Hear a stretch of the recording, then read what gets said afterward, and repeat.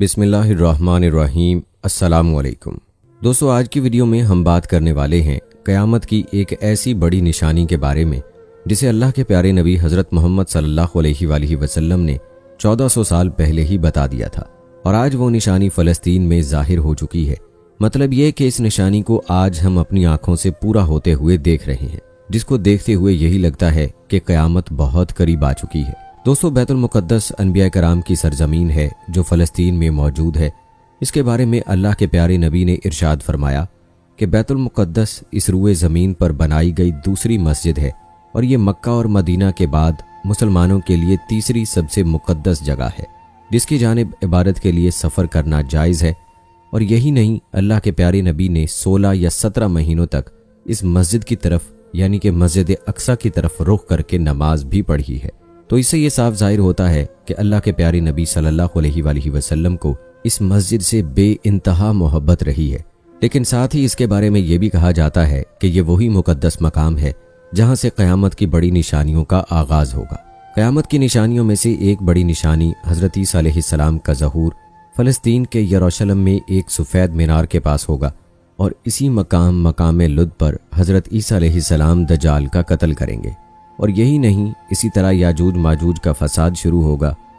उलमा कराम ने यह बात भी लिखी है कि बैतुल मुक़द्दस पर यहूदियों का काबिज़ होना कुर्ब क़यामत की एक निशानी है।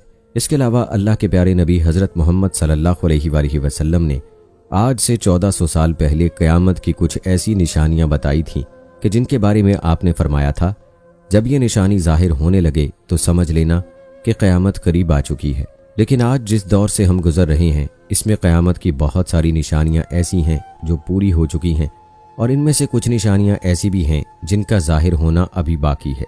लेकिन अल्लाह के प्यारे नबी सल्लल्लाहु अलैहि वसल्लम ने क़यामत को लेकर जो निशानी बैतुल मुक़द्दस के बारे में बयान फरमाई है वो आज तकरीबन पूरी होती हुई नज़र आ रही है, जिसके बाद दज्जाल का नज़ूल हो जाएगा। याद रखें कि इसराइल का फ़लस्तीनियों पर हमला करना और उसके बाद बैतुल मुक़द्दस पर अपना कब्ज़ा करने की कोशिश करना ये एक बहुत बड़ी तबाही है। कहा जा रहा है कि यहूदी किसी भी तरह से मुसलमानों का पहला किबला यानी कि मस्जिद अक्सा को शहीद करके वहां पर हैकल सुलेमानी बनाना चाहते हैं, क्योंकि उनका मानना है कि हैकल सुलेमानी बनाने के बाद उनका मसीहा दज्जाल उनके बीच आ जाएगा, जो कि क़यामत की बड़ी निशानियों में से एक निशानी है। यही वजह है कि इसराइली यहूदियों का हमेशा से ये मंसूबा रहा है कि वो कैसे भी करके फ़लस्तीनियों पर अपना कब्ज़ा कर लें और इसी के तहत वो काम करते हुए आगे बढ़ रहे हैं। पिछले कई सालों से इसराइली यहूदी फ़लस्तीनियों पर जुल्म और सितम कर रहे हैं। आज तक उन्होंने न जाने कितने घर उजाड़ दिए हैं।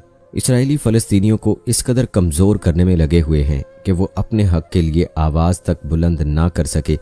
अब तक वो फ़लस्तीनियों की 28% ज़मीन पर अपना कब्ज़ा जमा चुके हैं और फ़लस्तीन का सिर्फ 12% हिस्सा ही ऐसा बचा है जो आज़ाद है। बाकी हिस्से को इसराइली अपनी जद में शामिल कर चुके हैं और अगर ऐसा ही चलता रहा तो पूरे फ़लस्तीन पर इसराइल अपना कब्ज़ा कर लेगा।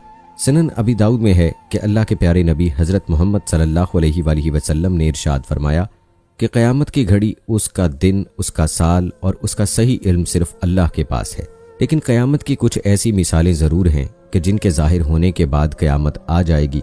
इस पर सहाबा कराम रिज़वानुल्लाह अजमाइन ने अर्ज़ किया, या रसूल अल्लाह सल्लल्लाहु अलैहि वसल्लम, वो कौन सी निशानियां हैं कि जिनके ज़ाहिर होने के बाद क़यामत आएगी?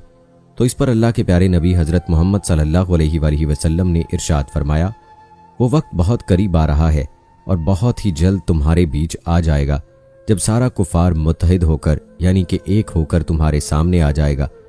मतलब कि कुफर की सारी ताकतें एक जगह पर हो जाएंगी और फिर वो सारे मिलकर एक दूसरे को हमारे बारे में इस तरह से बुलाएंगे कि जैसे एक प्लेट हो और खाने वाले बहुत ज़्यादा हों और आपस में उन सब का इत्तफाक भी हो।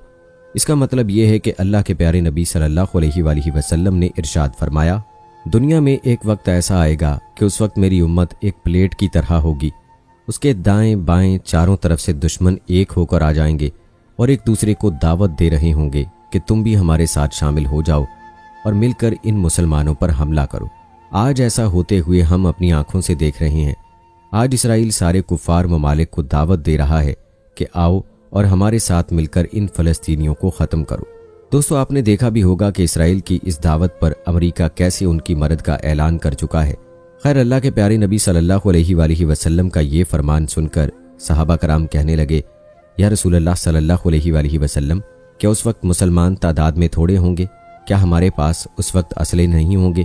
کیا اس وقت ہماری طاقت کم ہو جائے گی؟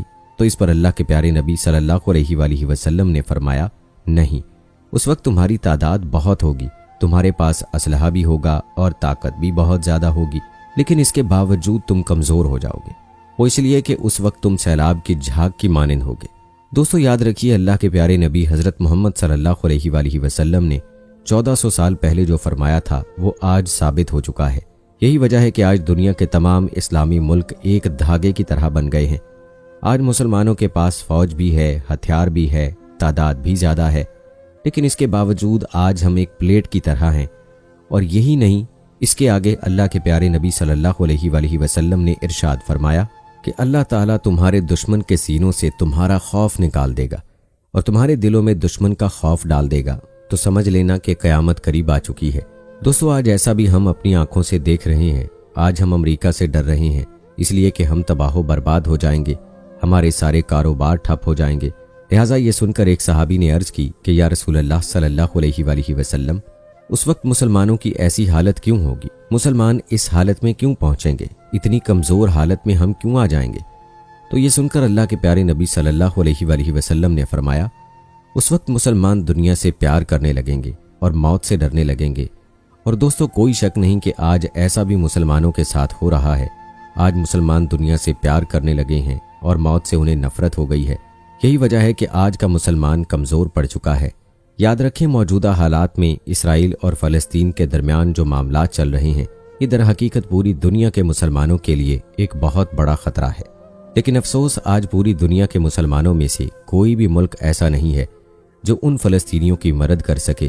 57 مسلم ممالک ہونے کے باوجود کوئی بھی ملک فلسطین کی آواز بننے کو تیار نہیں، جبکہ اسرائیل کا ساتھ دینے کے لیے ہر ملک تیار ہے۔ لیکن پتہ نہیں آخر ان مسلم ممالک کی خاموشی کے پیچھے ان کا کیا راز چھپا ہے، اور آج ان حالات میں مسلمان طاقتور ہونے کے باوجود کمزور نظر کیوں آ رہے ہیں؟ تو دوستو ان باتوں کو دیکھتے ہوئے یہی لگتا ہے کہ اللہ کے پیارے نبی صلی اللہ علیہ وآلہ وسلم نے 1400 سال پہلے قیامت کی جو نشانیاں بیان کی تھیں وہ آج تقریباً پوری ہو چکی ہیں، جس کو دیکھتے ہوئے یہی لگ رہا ہے کہ قیامت قریب آ چکی ہے اور بہت ہی جلد قیامت آنے والی ہے۔ اللہ تعالیٰ سے دعا ہے کہ اللہ پاک فلسطینیوں کی غیب سے مدد فرمائے اور تمام امت مسلمہ کو کفار کے خلاف اور خاص کر یہودیوں کے خلاف جہاد کرنے کی توفیق عطا فرمائے۔ آمین یا رب العالمین۔ دوستو کمنٹ باکس میں آمین لکھ کر آپ بھی ہماری اس دعا میں شامل ہو جائیے اور مجھے اگلی ویڈیو تک اجازت دیجیے۔ فی امان اللہ۔